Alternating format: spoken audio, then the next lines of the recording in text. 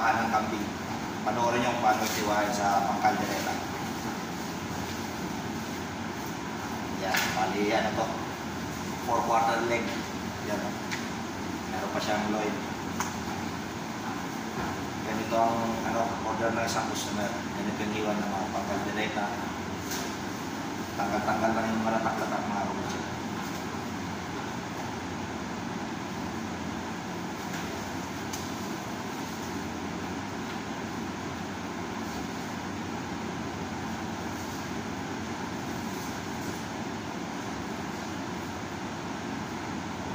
Balat-balat niya, tinatanggal niya para mawala yung amoy niya mga kabutsa.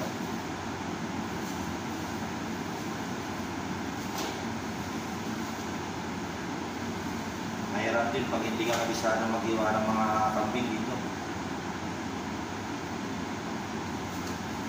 Pero pag sanay ka na, basic na natin. Nililinis-linis mo yan mga kabutsa. Kasi pag hindi mo nilinis nito, ito yung nagpapakang ito eh. Nagpapakang ito sa kambing.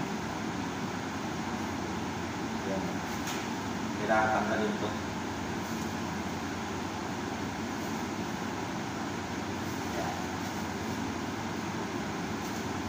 Linisin ko muna bago siya iwain mga kabutsa.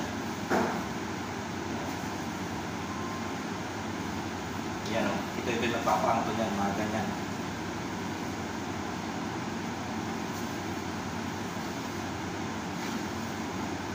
Kaibahan lang sa atin, may balat pa eh. Kaya kasama ito mga kakain natin. Kaya medyo yung balat talaga ng kambing. Medyo nandun din yung ito mga ganito. Kaya medyo maangto talaga. Yan, ganyan lang ang magano, linis-linis.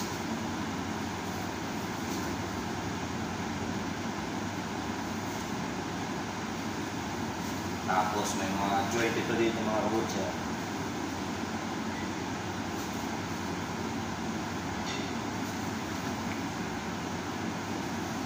Paligo pa.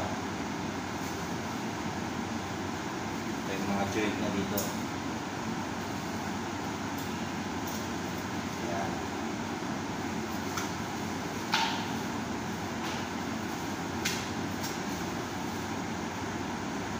Ganyan yan mga kabutsa. Kaya pag nandito na kayo, customer kayo, ganyan ang hiwa nila. Sabihin, small size, medium size, basta kaldereta size, okay na yan. Yung normal lang na pangluto parang sa ating adobo mga kabutsa. Yan, ganyan. Ganyan lang. Yan o, normal size yan na ating.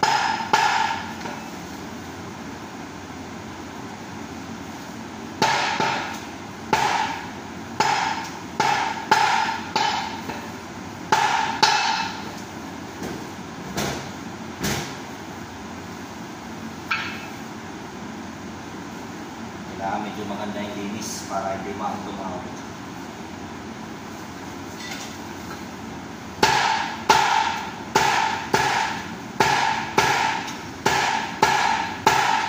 Ganyan ang sukat ng pangkaldereta. Kaya yung ano na dito, luto sa luna, sa Arabic. Ganyan ang size.